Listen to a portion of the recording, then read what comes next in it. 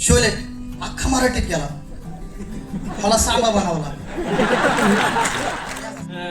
आधीपासून अंगात फार किडे, अभ्यास नाही करायचा, म्हणजे घरी जरी काय आणलं तरी खोलायचं फोडायचं, मग घरचे हाणायचे. आणि बसले एक टाइमपास रील बनवली, ती बनवली तर तिला पहिल्या दिवशी 10,000 व्ह्यू गेली आणि दुसऱ्या दिवशी परत असा मग मला म्हणलं आता मला हे व्हायचं.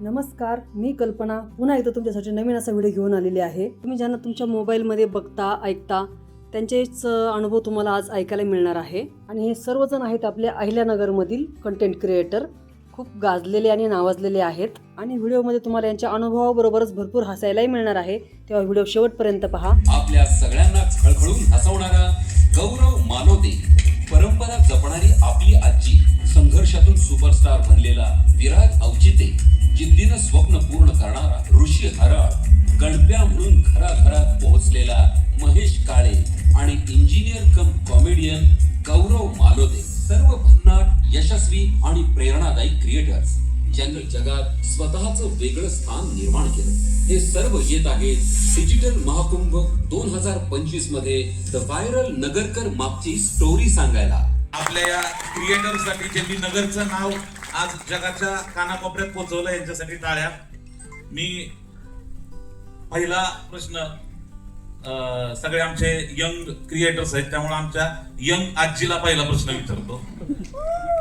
आजी, आता सगळ्यांनी बघितलं 18 लाखांपेक्षा जास्त एवढा आता सगळा फॉलोअर आणि सबस्क्रायबर बेस झालेला आहे. एवढा मोठा आकडा, एवढा मोठा हा टप्पा पार केल्यानंतर काय वाटतंय आजी? छान वाटतंय. छान वाटतंय. काय नेमका आपली आजी या चॅनलचा हा सगळा प्रवास कसा सुरू झाला? आता करोना काळात काही काम नव्हते, घरीच राहायचो ना. मग एक दिवस आमचा नातू म्हणाला पावभाजी बनव, मग बनवली पावभाजी. मग ती घरातल्यांना सगळ्यांना आवडली, येसला पण आवडली. मग म्हणे आता ताई आपण आहे ना युट्यूब चॅनलला भाज्या करून टाकीत जाऊ. बरं म्हणलं, मग आम्ही सुरुवातच केली. पावभाजी पासून पावभाजी ते आपली आजी, असा हा इंटरेस्टिंग प्रवास. आणि आजी, मला तुमच्याकडून खरं तर एखादा असा किस्सा ऐकायला आवडेल की भरपूर लोक तुम्हाला येऊन भेटत असतील आणि तुम्ही बनवलेल्या सगळ्या रेसिपी बद्दल, तुमच्या पदार्थ बनवण्याच्या स्टाईल बद्दल तुमच्याशी बोलत असतील. त्यातला एखादा आम्हाला सगळ्यांना चांगला तुम्हाला आवडलेला एखादा किस्सा सांगा. भेटत आहेत बाळ, येतात मला लांबून लांबून भेटायला येतात, भेटतेत, बोलते. छान रेसिपी बनवतात आजी तुम्ही, बोलतेत माझं. मग मला खूप आनंद वाटतो. कसं वाटतंय हे सगळं युट्यूबचं काम तुमचं जे चालू आहे, लाखो लोक तुम्हाला ह्याच्यामध्ये सगळे बघतात, ह्या सगळा एकंदरीत प्रवास बघून काय वाटतंय आता? बाळ मला भेटत आहेत, पुढं असे रस्त्याने भेटले, नगरला आले का मग माझ्या संग फोटो बिटो काढित, मला आनंद वाटतो. युट्यूब व्यतिरिक्त म्हणजे युट्यूब, इंस्टाग्राम ह्याच्यावरती तुमचे सगळे व्हिडिओज तर आम्ही बघतो, पण ह्याच्या व्यतिरिक्त अजून तुमचं काय काय चालू आहे? आता माझं युट्यूब चॅनलला मी हे बनवून टाकते, बाळ खूप बघत आहेत. आणि माझं मिरची मसाल्याचा बिझनेस सुद्धा आहे. 10-12 बाया अशा मिळून आम्ही बनवितो. आणि शिवाय आता आम्ही इथं शाळेला हे टाकलंय हॉस्टेलला मुलींचं. मी तर शिकले नाही, म्हणलं आता मुली शिकायतात, मुलींच्यासाठी काहीतरी पुढचा खरं तर प्रश्न विचारायचा आहे. कारण विराजनी जसं कॉन्टेंट क्रिएशनची त्याची जर्नी सुरुवात झाली, नुकतेच सुरुवातीचे पहिले व्हिडिओज येत होते. विराज आणि मी तसं खूप अगोदरपासून मित्र आहे. आमच्या खासरे चॅनलची पहिली जी वेब सिरीज होती व्हायरल, त्याच्यातली मुख्य भूमिका विराजनी केली होती. तेव्हापासून विराज हा माझा चांगला मित्र आहे आणि नगरची सगळीच मित्रमंडळी आहेत. त्याच्यात ज्यावेळी विराजनी कॉन्टेंट क्रिएशनची सुरुवात केली त्यावेळी मी एकदा त्याला जनरल फोन करून म्हणलं, अरे काय तू व्हर्टिकल व्हिडिओ बनवायला लागला विराज, काय तू एवढा मोठा नट आहे, काहीतरी फिल्म आणि या सगळ्या गोष्टी चालू आहेत, तर ह्याच्या कशाला भानगडीत पडतो? आता माझा प्रश्न बदललाय. विराज, काय सांगशील, कसा होता हा प्रवास? लहानपणापासून अभिनयाची आवड होती. शाळेत गॅदरिंगमध्ये मी नाटकात कामं करायचो आणि नगरमध्ये केडगावमध्ये राहतो मी. 2010 साली एका न्यूजपेपरला एक बातमी आली की एका सिनेमासाठी कलाकारांची गरज आहे. तर ऑडिशन सुरू आहे बाबा. तर पहिल्यांदा गेलो, तर साविडेलाच ऑफिस होतं, पहिल्यांदा गेलो मी, माझे वडील, आई आणि बहीण, आम्ही 4 जण गेलो. आणि एक छोटीशी रूम होती, निळू फुले, मकरंद अनसपुरे या सगळ्यांचे असे फोटो वगैरे लावलेले होते. आणि मला छान वाटत होतं काहीतरी होणार आहे माझं इथं. माझं ऑडिशन घेतलं. मी त्यावेळेस मिमिक्री करायचो, मला कळत नव्हतं याला काय म्हणतात. त्यांनी सांगितलं याला म्हणतात मिमिक्री. मी मिमिक्री केली. मला त्यांनी सांगितलं की बस हा चेहरा पाहिजे आपल्याला, लाईफ होणार तुझ्या, तुला आम्ही सिलेक्ट केले, 5,000 रुपये समोर ठेव. 5,000 रुपये दे. ओके. म्हटलं आता माहीत नाही, घरचे आपल्या अडाणी, म्हणलं आता 5,000 रुपये द्यावं लागतील, कारण आपल्या करिअरचा प्रश्न आहे. आणि परिस्थिती जेमतेम होती, घरच्यांनी कसे तरी पैसे गोळा केले आणि 5,000 रुपये दिले. आमची शूटिंग सुरू झाली डोंगरगनला. बऱ्यापैकी नगरचे असते त्यांना माहितीच आहे, डोंगरगन जवळच आहे. तुम्हाला सांगतो, हिंदी सिनेमा आणि त्याचं रिमेक केला मराठीत. गब्बर सिंगचं कुठला होता तो? शोले अख्खा मराठीत केला. मला सांबा बनवला. असा सड पातळ होतो. मला पहिल्यापासून जरा खोड्या करायची सवय होती. मी म्हणलं इथं गणित काहीतरी चुकतंय, काहीतरी घोळ येतं. डिरेक्टर होता तो आजही डिरेक्टर आहे, आजही त्याचे सिनेमे येतात. चांगलं नाव आहे त्याचं नाव घेत नाही. आणि 7 दिवस आमचं शोले, मराठीतला शोले झाला. 7व्या दिवशी त्यांनी सांगितलं डन, शूटिंग आपलं झाले, 70% शूटिंग आपलं डन आहे, आता ब्रेक घ्यायची गरज आहे, तुम्ही थकलेत. सगळे घरी गेलो आम्ही. एक 5-6 दिवसांची सुट्टी घेतली. आता सगळ्यांनी ठरवलं चला आता नव्याने परत आपलं काम सुरू होईल. फोन लावले त्यांना, त्यांचे फोनच बंद. फोन बंद. म्हटलं आता काहीतरी गोळ झाला आयुष्यात. त्यावेळेस उलगडलं असं की सगळ्यांनी, मी तरी 5 दिले तो, काहींनी 20,000, 25,000, 50,000, ज्याची अमाऊंट जास्त त्याला चांगला रोल. म्हटलं स्कॅम झाला हा. 2010ची गोष्ट. जरा वाईट वाटलं, अरे काय हे असंच असतं का, ही इंडस्ट्री अशीच असते का. तर ठरवलं असतं की आता आपण यांच्यावर केस करू. पण जेव्हा जो माणूस त्यांच्यापर्यंत जायचा ना सुरुवातीला ऑडिशनला, तेव्हा ते असं सांगायचे की तुम्ही अखिल भारतीय मराठी चित्रपट महामंडळाचं एक कार्ड असतं, ते घ्यायचं असेल तर आमच्याकडून घ्या, त्याची फी आहे 60,000 रुपये. आता माहीतच नाही ना हे काय. बरं हे काय घ्यायचं, भविष्यात तुम्हाला जर कोणी फसवलं असेल ना, त्याच्यावर तुम्ही कायदेशीर कारवाई तुम्ही करू शकता बाबा. तर आमच्याकडं कुणाकडंच नाही. मग कळलं, गणलंय आता आयुष्य. तो प्रवास सुरू झाला. त्यानंतर भविष्यात मला, म्हणजे माझं नशीब चांगलं होतं की मला लगेच एक सिरियल मिळाली. मी हिंदीची एक सिरियल करत होतो, ती दिसायची DDUP चॅनेलवरती, मिस इंडिया नावाची. त्यात मला चांगलं कॅरेक्टर होतं. मला वाटतं मी 11वी-12वीला होतो त्यावेळेस. पुण्यात माझं शूटिंग असायचं. थिएटरपर्यंत मी आतापर्यंत आलोच नाही. पण 12वी नंतर मी नगरमध्येच रंगकर्मी प्रतिष्ठान म्हणून एक ग्रुप होता, तिथं जॉईन झालो. त्यानंतर खूप नाटकाचे प्रयोग केले. मला कमर्शियल नाटकं मिळाली, एकांकिका मिळाल्या. सुरूच त्या मधल्या काळात आहे ना, मला ट्रॅक मिळाला, म्हणजे सिरियलचा ट्रॅक मिळाला. मी 2-3 सिरियल केले. आणि चालूमध्ये यांची नाटकांची प्रॅक्टिस चालू असायची, तर बसायचं यांच्यात, येऊन बसायचं. त्यावेळेस ब्रिज तयार झाला होता आमचा 2022 साली. आणि शांता आणि मंदा नावाचं कॅरेक्टर आम्ही दोघांनी प्ले केलं. आणि तो व्हिडिओ प्रचंड व्हायरल झाला. इतका व्हायरल झाला की मला हे वेगळं जग आहे. म्हणजे ज्यासाठी मी धावपळ करत होतो, शोधत होतो, एक फेम पाहिजे होती मला, एक स्टेज पाहिजे होतं, ते इकडं लगेच मिळालं. लोक सेल्फी काढायला लागले, फोटो काढायला लागले, मजा आली. तिथून प्रवास सुरू झाला. आत्तापर्यंत तेच स्वीकारले आणि छान वाटते, मजा येते मला. क्या बात आहे. एकदा विराजसाठी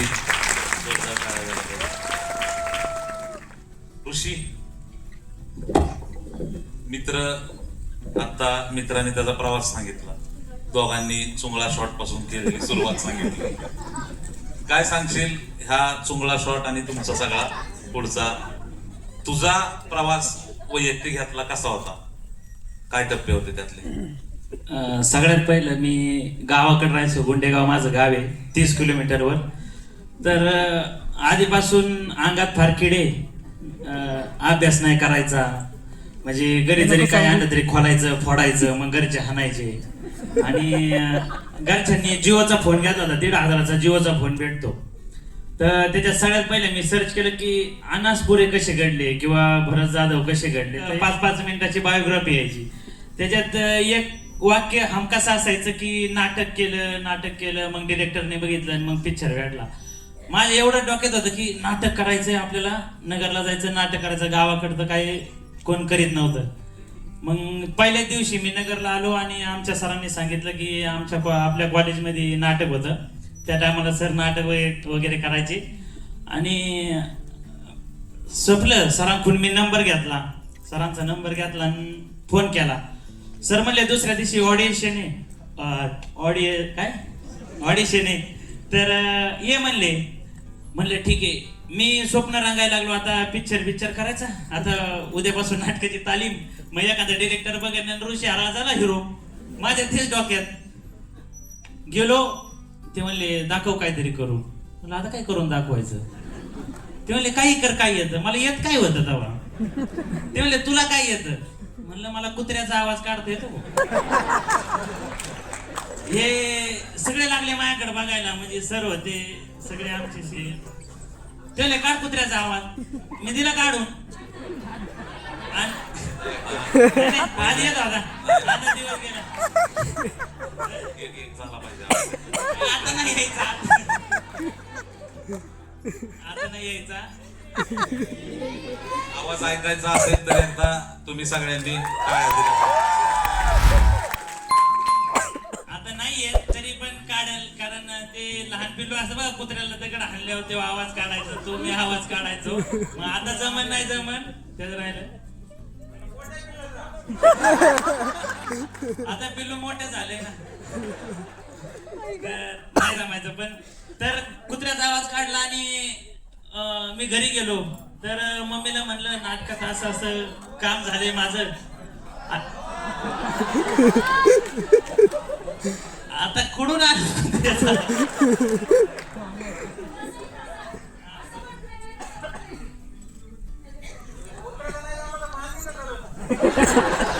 मांजरीचा काढतो.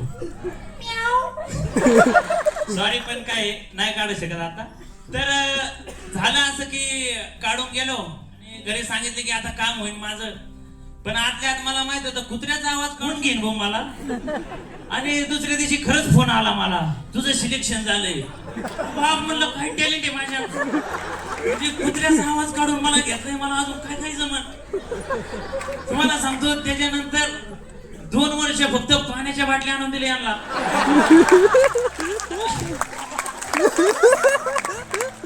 मला स्टेजवरच घेतलं नाही. मी म्हणायचो आता नंतर मग कधीच नाही, नंबरच येत नव्हता. मग गावाकडे मित्र होता, ते म्हणला काय करतो? ते म्हणला मी म्हणलं मी नाटक करतो. ते म्हणले तुझं कुठंच नाटक नाही बघितलं. म्हणलं मी स्टेजवर नाही येत, मी मागं असतो. तर तो म्हणला कव्हर करणार आहे दुसऱ्यासाठी, तुझं काहीतरी कर. मी म्हणलं माझं काय करू? ते म्हणला युट्यूब वगैरे त्याच्यावर व्हिडिओ सुरू कर. म्हणलं मला ना डिरेक्शन येतं ना रायटिंग येते आणि अभिनय स्टेजच्या मागून कवा शिकायचा. तर ते म्हणला कर सुरू. तर मी एक ओप्पोचा फोन घेतला घरच्यांच्या मागा, ओप्पो A3s घेतला. माझा मित्र सनी सकट, मी ऋषी सकट गावाकडे शूटिंग चालू केली. करीत करीत व्ह्यूज यायच्या 30-40 आणि ते बी आम्हीच बघायचो, कुणीच बघत नसायचं. आणि मी एवढंच बघायचो हे डॉलर कधी तयार. मला मी 2020 ला सुरू केलं, 20, 21, 22 एक बी डॉलर तयार व्हाय नाही, पैसेच येईना. तर व्ह्यूज येत नव्हते. तर मित्र म्हणले की आपण काय करू की कॅमेऱ्यात करू. पण कॅमेऱ्याला पैसे कुठून द्यायचे, आमच्याकडे पैसे नव्हते. मग आमच्या गावात आहे ना एक कॅमेरामॅन होता, तो लग्नाची शूटिंग करायचा. मी म्हणलं होऊ शकतं. ते म्हणला करू ना, काय अडचण नाही, आनंद बिना फुकाट त्याच्याकडे सगळं. तर एक दिवशी शूटिंग केली आणि मग त्यांनी मला सनी सकटला, ऋषी सकटला दुसऱ्या दिवशी त्याच्या वावरात नेलं कामाला. मग आम्हाला मका कापायला लावायचा, मग आम्हाला कुट्टी करायला लावायचा, कांदा खुरपायला लावायचा, मला आठवड्याची शेवटी व्हिडिओ काढायला लावायचा. फुल टेन्शन. व्हिडिओ पाहता सनी सकट खुरपितोय. आम्ही चलत चलत तिथं जायचो. हा सगळा प्रवास सहनच व्हायना. त्याच्यानंतर नगरला येत होतो, सर होते आणि नाटक वगैरे मी सोडून दिलं, म्हणजे करतच नव्हतो. पण नंतर पुन्हा 4 साला पुरुषोत्तम करंडक करण्याचा पुन्हा सुरू केलं सगळं काही. आणि त्याच प्रॅक्टिस मध्ये ना एक कुत्रा हातगाडी बसलं होतं. तर मी म्हणलं मी व्हिडिओ काढतो आधीपासून ना थोडासा टॅलेंट.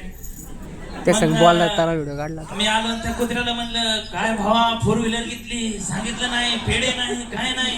आणि ती कुत्र्याने मी एक्सप्रेशन दिले. माझ्यासोबत दुसऱ्या कलाकाराने तर काम नाही केलं पण कुत्र्याने केलं. आणि तो व्हिडिओ व्हायरल झाला, एवढा व्हायरल झाला. आणि कुणी मला माहिती तू त्या कुत्र्यावर व्हिडिओ काढतो तू. म्हणलं हा मीच आहे. त्यानंतर दिवसाला 4 व्हिडिओ टाकायचो.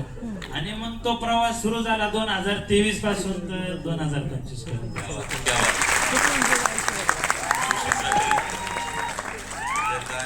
सोबत असणाऱ्या पहिल्यापासून ऑडिशन मध्ये कुत्र्याचा आवाज, रील मध्ये कुत्र, त्या सगळ्यांना गौरव भाऊ आपल्या सोबत आहेत. पब्लिक गौरवचे व्हिडिओ सांगितले असतील. गौरवसाठी एक आवाज. कंटेंट क्रिएटर काय सांगशील? जर्नी, तुकडी, डची.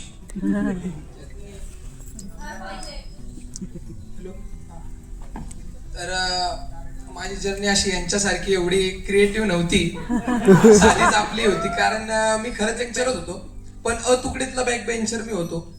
आणि शाळेमध्ये पहिलं काय करणं, हे करणं ते मी करायचो, म्हणजे सर लोकांना करणं, म्हणजे ह्याची त्याचीच मिमिक्री मी जास्त कर. आणि मला स्टेजवर जाण्याची खूप आवड होती. तर गॅदरिंग म्हणा, हे म्हणा, मी ते करत राहायचो, कंटिन्यू करत राहायचो. 10वी झालं, 11वी 12वी झाली. त्याच्यानंतर मी पुण्याला गेलो. तर पुण्याला पण माझा एक विषय असा आहे की मला आहे ना, जर कोण माणूस भेटला ना तर कोणत्याही फील्डचा असो तर मला लगेच ते व्हावं वाटतं. असं ती माझी एक चुकीचा विषय आहे. मला ते होतं, तर मला हे व्हायचं. तर ते इंजिनियर मध्ये मी ते इंजिनियर व्हायचं म्हणलं. पप्पाला म्हणलं मला आता इंजिनियर व्हायचंय, तर पुण्याला मला जायचंय म्हणलं. तर पुण्याला गेलो मी. म्हणलं आता माझा विषय असा आहे, जर मी काही करायला घेतलं तर मी 1 महिनाभर एवढं डेडिकेशनने करतो, एवढं डेडिकेशन झालं तर 1 महिन्यातच मी होऊन जातो. पण ते 1 महिन्याच्या पुढं तर माझा पॉवर आहे ना कमी होऊन जाते. मग मी नवीन फील्ड शोधतो. असा विषय भरपूर फील्ड मी त्याच्यानंतर बदलत राहिलो. तर मी इंजिनिअरिंगला गेलो तर पहिले 3 महिने मी लेक्चर करणार पहिल्या बेंचवर 2-3. पण मला ते 1-3 महिना झाला ते करून. म्हणजे हे आपल्याला असं वाटतं निर्णय चुकला का काय असं वाटायला लागलं मला, नाही का. पण परत जे पहिलं रुटीन चालू झालं की मित्रांसोबत बाहेर फिरणे येते. आणि पप्पांना मी सांगितलं होतं. पप्पा म्हणलं तुम्ही मला फक्त इंजिनिअरिंग टाका, मी खूप म्हणलं टॉपर होईल आणि 12 लाख 20-25 लाखाचं पॅकेज असतं सांगितलं होतं मी. पण मी पहिल्याच वर्षी वायडी झालो. आणि वायडी झाल्यानंतर ते वायडी झाल्यावर नापास झालेल्या विद्यार्थ्याचं आहे ना, त्याचं माइंडसेट पूर्ण बदलून जातं. तर वायडी झालो मी, तर मला त्या युट्यूब वरती रील्स यायला लागले. नापास झालेला मुलगा IAS झाला, PSI झाला. तर हे म्हणलं. आणि ते काय होतं, नापास झाला ना माणूस तर ते वर्गातले मुलं त्याला वेगळंच ट्रीट करता नाही का सगळेजण. तर माझे मित्र पण मला असे बघायचे नाही का थोडेफार. तर मला वाटतं भाई अपमान झाला बरं का आपला, आता अपमान झाला तर आता IAS म्हणलं. IAS नाही तर IPS म्हणलं, नाहीतर निदान PSI तरी आपण होऊच म्हणलं ना, यांना दाखवू म्हणलं. तर पप्पाला म्हणलं पप्पा म्हणलं आता इंजिनिअरिंग मी सोडतो, BA करायचा विचार चालू म्हणलं माझा. तर पप्पा म्हणे कशाला, म्हणे आता म्हणलं मी नागरेश पाटील सरांचं भाषण ऐकलंय म्हणलं आजच सकाळ. म्हणलं ते आपण होऊ शकतो म्हणलं. पप्पा म्हणे तू एक काम कर, तू हेच कर आणि तू ह्याच्या साईड बाय साईड तुला जे करायचं ते कर. तर मी परत 2 महिने ना पप्पाला भांडण करून ते तात्याचा ठोकळा घेतला, एकनाथ तात्याचा ठोकळा. तो 1.5 महिना मी खरंच वाचला, चांगला वाचला. पेपर आला असतं तर मी पास झालो असतो. पण 1.5 महिन्यानंतर माझा परत पॉवर लो झाली. ती पॉवर लो झाल्यानंतर म्हणलं जाऊ दे आपले पेपर देऊ आपण. मग त्याच्यानंतर ती स्वराज्य रक्षक संभाजी मालिका टीव्ही वरती लागायला लागली. ती मालिका मी पूर्ण बघितली. तर ती मालिका बघून झालं काय झालं मला काय माहिती, मला संभाजी महाराजांचं लईच म्हणजे अतिशय प्रेमच निर्माण झालं, जास्तच शिवाजी महाराजांविषयी खूपच प्रेम निर्माण झालं. आणि ते प्रेम ते झालं ते कधीच कमी नाही झालं माझं. तेवढं एक आहे, तेवढं त्यांचं कमी नाही झालं. आणि त्यावेळेस मग मी ती पॉवर कमीच नाही आली शिवाजी महाराजांचा. आणि ती मालिका माझ्या आयुष्यात असा विषय झाला, ती मालिका मी बघितली. आणि त्याच्यानंतर आम्ही इन झालो, म्हणजे नापास होतो तर 2nd इयरला आम्ही गेलो. तर 7-8 पोरं धरले बघ. म्हणलं भावांनो बघा आपल्या जीवनात काहीतरी पाहिजे म्हणलं करायचं. तर मालिका बघितलेली होती मी, तर संभाजी महाराजांचं कॅरेक्टर घेतलेलं होतं मी ऑलरेडी. तर म्हणलं काय करायचं, तर म्हणलं समाजात बदल करणं आपल्याला गरजेचं आहे म्हणलं. तर योगायोगाने मला मित्र पण तसे भेटले जे माझं ऐकायचे आणि ते मला त्यांचा नेता समजायचे. तर भाई त्यांनी मला मोटिवेट करून ठेवलं. तर मी म्हणलं बघा आपण दुर्गरक्षक प्रतिष्ठान स्थापन करू. आम्ही केलं म्हणजे ते YouTube वरून नाव शोधलं मी. तो आधीच ग्रुप ऑलरेडी होता पण मी आमचं स्थापन करून टाकले 8 जणांचा. तर आम्ही काय करायचो दर रविवार जायचो आणि किल्ले साफसफाई करायचो. तर ते आणि कॉलेजला नापास होतो आम्ही सगळे 8 जण आलो होतो फर्स्ट इयरला. पण जेव्हा आम्ही सेकंड इयरला गेलो तर सर लोकांना कळलं हे 8 जण नापास पण हे ना खूप सामाजिक कार्य करतात नाही का. तर आम्हाला वेगळीच इज्जत भेटायला म्हणजे नाही का. तर लगेच आमचा लुक चेंज म्हणजे आम्ही चंद्रकोर लावून कॉलेजला जायचो. एक गमछा घालून कॉलेजला जायचो. तर एक वेगळीच आमची प्रतिमा तयार झाली. तर मग एक दिवशी असंच बसलो होतो तर कॉलेजमध्ये हे आपलं पाण्याचा जो टँक असतो तो बंद होता. तर ते कॅन्टीन मधले लोक बिस्लरी विकायला चालू केलं त्यांनी 2-4 दिवस. पोरं म्हणे भाऊ अन्याय होतोय कॉलेजमध्ये. गरीबांच्या पोरांना बाहेरून आलेल्या पोरांना बिस्लरीचं पाणी विकत घ्यावं लागते. म्हणलं आंदोलन. तर आम्ही सगळ्यांनी मिळून कॉलेजमध्ये आंदोलन करायला पण सुरुवात केलं. मग त्याच्यानंतर मला नेता वाटत होतं. मग त्याच्यानंतर समाजकारणातून माझा राजकारणात प्रवास सुरू झाला. जे मग भाई कॉलेजमध्ये राजकारण कॉलेजमध्ये इलेक्शन करणं हे माझं जोरात चालू होतं. म्हणजे एकदम ते मी कॅरेक्टर 2 सोडलेच नाही. समाजकारण राजकारण हे प्युअर धरले मी. आणि कॉलेजमध्ये इलेक्शन करणं कॉलेजमध्ये गॅदरिंग हे ते करत करत भरपूर टप्पा म्हणजे मग त्याच्यानंतर माझी स्वतःची स्टुडंट युनियन पण मी कॉलेजमध्ये चालू केली 200-250 जणांची. आणि असं करता करता भरपूर काम केलं. अमोल कोल्हे जे होते ते आमच्या कॉलेजला आले त्यांचं पण लोकसभेचं काम पण आम्हीच घेतलं. एवढं पेटलेलं होतं. म्हणलं साहेब तुमची मालिका बघूनच मी प्रेरित झालो. म्हणलं तुमचंच करणार म्हणलं कॉलेजमध्ये. तर आमच्या कॉलेजमध्ये त्यांचा प्रचार पण आमच्याच ग्रुपनी केला होता.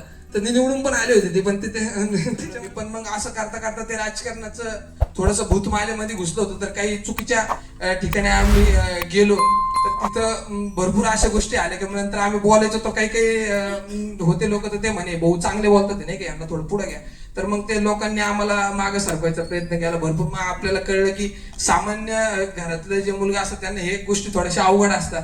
तर त्या गोष्टी थोड्या रिअलाइज व्हायला लागल्या. आणि विषय असा आला की कॉलेजला केलेल्या चुका म्हणजे ह्या चुका नाही म्हणता येणार पण त्याचा परिणाम आपल्या शैक्षणिक गोष्टींवरती होत असतो. तर मला म्हणजे मी वायडी होतो आणि मला मार्कही पडत नव्हते. करोनाची कृपा मी फर्स्ट क्लासमध्ये पास झालो. पण विषय असा आला की इंटरव्ह्यू मध्ये मी निघत नव्हतो. तर मला जेव्हा कॉलेजची एक माझा पहिलाच इंटरव्ह्यू होता संध्याकाळी 7 वाजता तो शेड्यूल झाला होता. तर चालू झाल्यानंतर मी त्यांना बोललो सर गुड नाईट सर. तर त्याला गुड इव्हिनिंग गुड नाईट. तर ते गडबड होते म्हणे तुला अभ्यासाची गरज आहे. तर माझे सगळे मित्र पण जॉबला लागले. तोपर्यंत सगळे मित्र जॉबला लागून झाले. सगळे मी एकटाच राहिलो होतो शेवटी. मग कसं तरी शेवट मला एका IT कंपनीत मी जॉबला लागलो. तर माझा पुण्याहून एक मित्र आला होता. आम्ही बसले एक टाइमपास रील बनवली. ती बनवली तर तिला पहिल्या दिवशी 10,000 व्ह्यू गेली. आणि दुसऱ्या दिवशी परत असा मग मला म्हणलं आता मला हे व्हायचंय. म्हणलं हे मला आता व्हायचंय. तर दुसऱ्या दिवशी मग माझी एनर्जी 1 महिना ताकद असते ती. पण ह्याच्यामधली 1 महिना ताकद ही आतापर्यंत टिकली कारण ते 1 महिनाभर माझे व्ह्यूज आहे ना कंटिन्यू येत होते. कारण ह्याचा रिझल्ट मला लगेच भेटला. 1 महिन्यात मी 10-20 रील टाकल्या पण सगळ्याला व्ह्यू गेली. आणि मग ते सगळ्यांना रिझल्ट भेटल्यावर मग मला माझी येते करायला. तर आतापर्यंत मला रिझल्ट भेटत गेला. तर असा प्रवास होता. क्या बात है, क्या बात है. मी तर या कार्यक्रमाचा मनापासून आनंद घेतला आणि पूर्ण कार्यक्रमभर मी खळखळून हसलेही. या सर्वांच्या अनुभवातून भरपूर काही शिकण्यासारखं मिळालं. तर तुम्हाला हा व्हिडिओ कसा वाटत आहे नक्की सांगा. आणि हा व्हिडिओ आवडला असेल तर व्हिडिओला एक लाईक नक्की करा. आणि हा व्हिडिओ जास्तीत जास्त शेअर करा. चॅनलवर जर तुम्ही नवीनच असाल तर चॅनलला सबस्क्राईब नक्की करा. चला तर भेटूया अशा एका छानशा व्हिडिओमध्ये. तोपर्यंत खुश रहा मस्त रहा. धन्यवाद.